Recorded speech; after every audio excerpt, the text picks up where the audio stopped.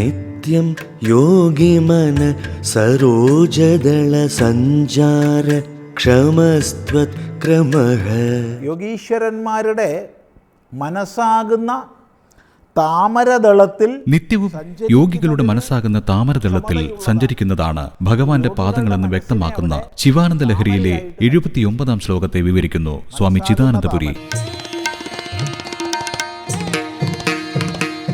ആനപ്രമ്പാൽ ശ്രീ ധർമ്മശാസ്താവിന്റെ സ്വയംഭൂവായ വിഗ്രഹാരാധന തുടങ്ങുന്നതും നൂറ്റാണ്ടുകൾക്ക് മുമ്പ് തന്നെയാണ്.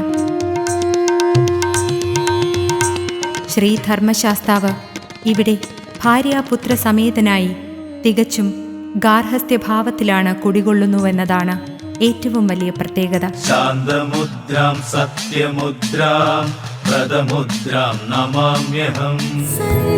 ഇന്ന് വൈകുന്നേരം 6:30 സന്ധ്യാദീപം.